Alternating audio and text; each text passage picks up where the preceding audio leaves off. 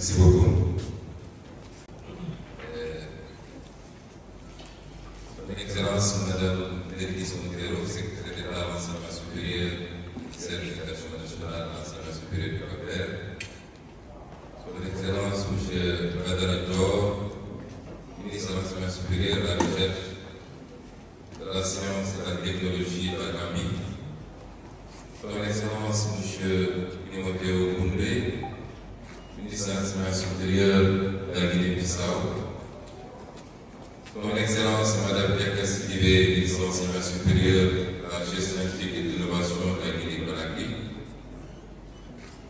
Monsieur le représentant du ministre de l'enseignement supérieur de la recherche et de l'innovation du Sénégal. Professeur Sim Albous, directeur de l'AIF. Monsieur le représentant directeur de l'Université Assane Seck de Ziguinchor. Monsieur le recteur de Guinée-Bissau, Monsieur le représentant directeur de l'Université Gamal Abdel Nasser de Conakry,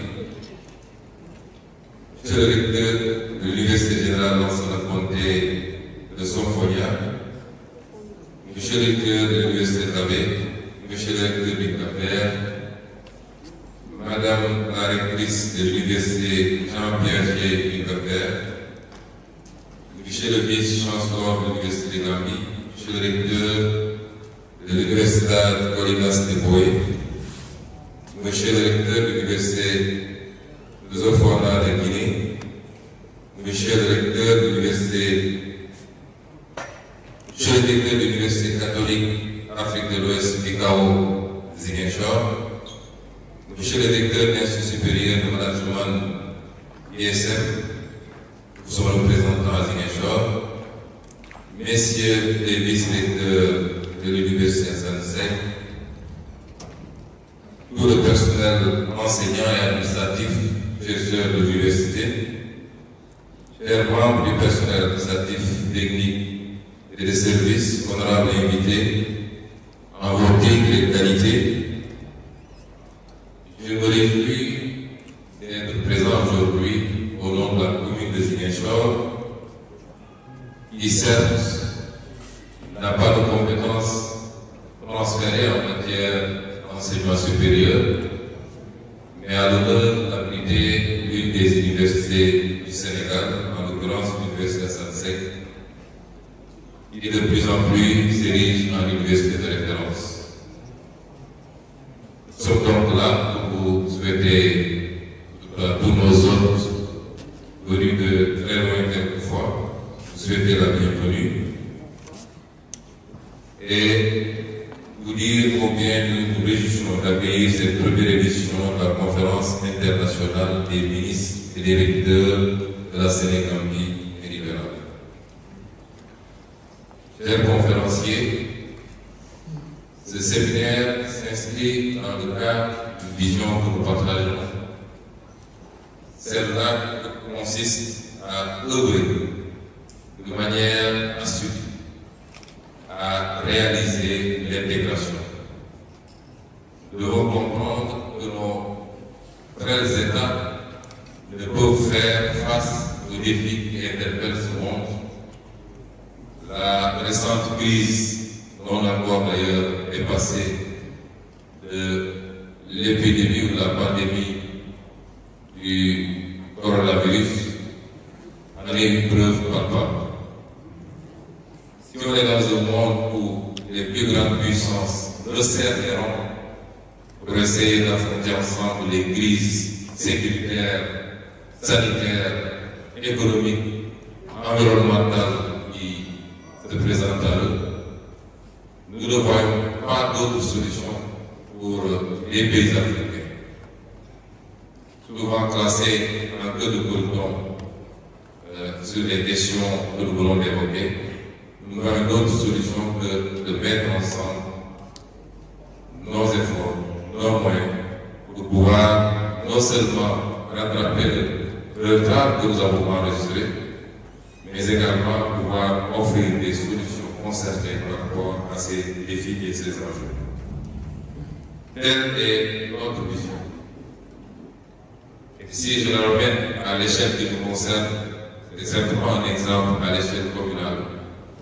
Nous sommes installés à la tête de la commune de Ziguinchor depuis à peine 2 mois et nous constatons qu'il n'y a pas beaucoup de coopération dans le cadre des jumelages entre communes, entre Ziguinchor et des communes, je ne dis même pas africaines de manière générale, mais des communes de la sous-région ou des communes voisines.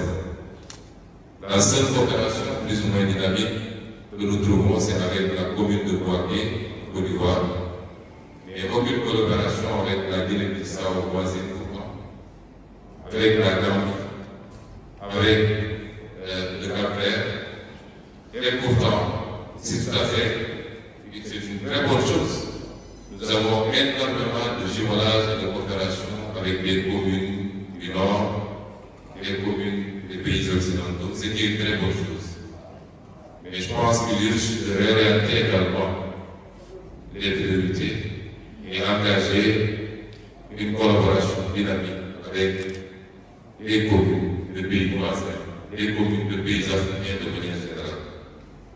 Ce qu'il faut à l'échelle communale, vaut également à l'échelle des États. Il nous faut comprendre que c'est devenu un impératif vital de pouvoir animer et dynamiser les dynamiques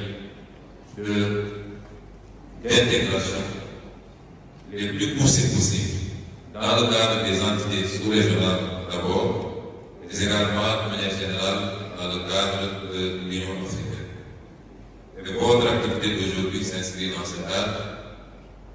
Les universités sont très critiquées depuis quelques années, mais je fais partie de ceux qui pensent qu'il est arrivé le temps des universités.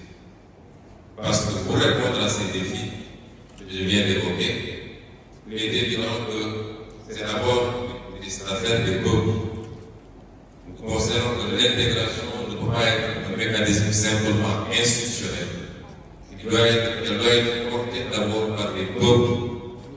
Donc c'est principalement une affaire des peuples. Je pense que les peuples sont en avance sur nos institutions régionales et sous-régionales. C'est ensuite une affaire des institutions.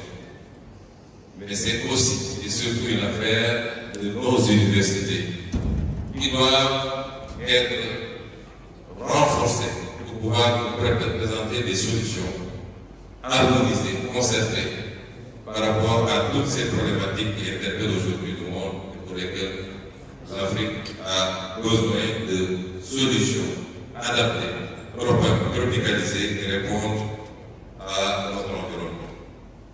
C'est pourquoi nous saluons cette initiative. Nous espérons que cette première sera suivie de plusieurs autres, parce que généralement, nous savons prendre le départ dans l'Afrique. Nous avons du mal à maintenir une constance dans nos initiatives. J'espère que celle-là ne sera pas.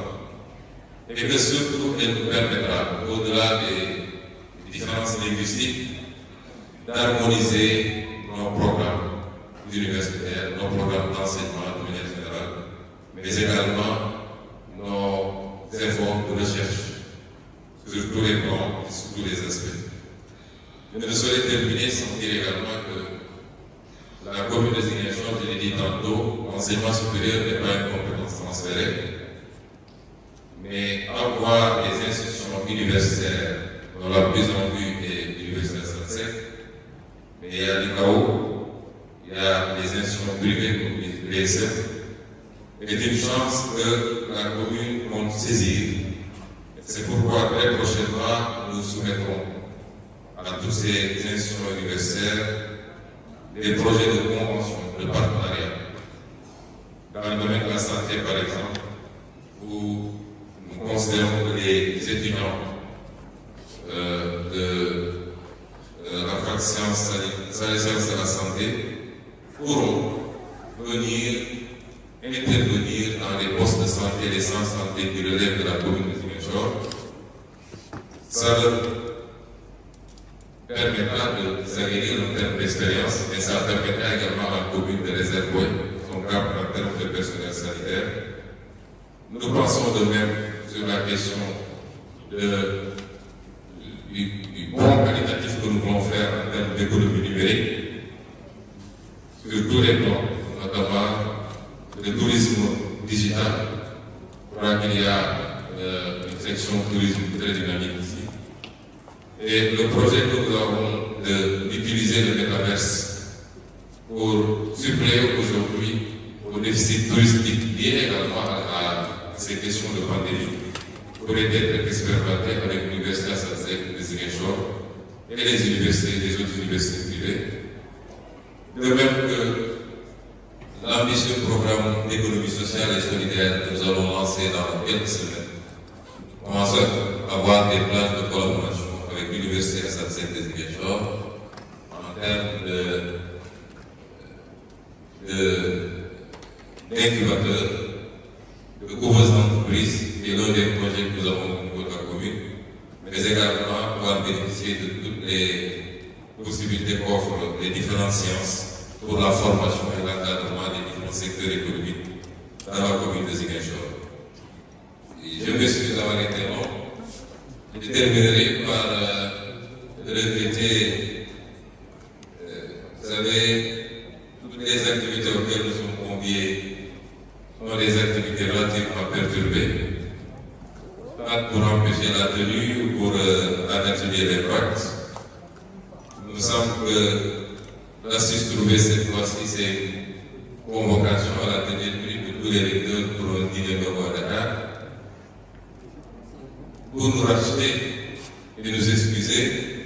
La commune de Ziguinchor a décidé d'offrir à la conférence un dîner.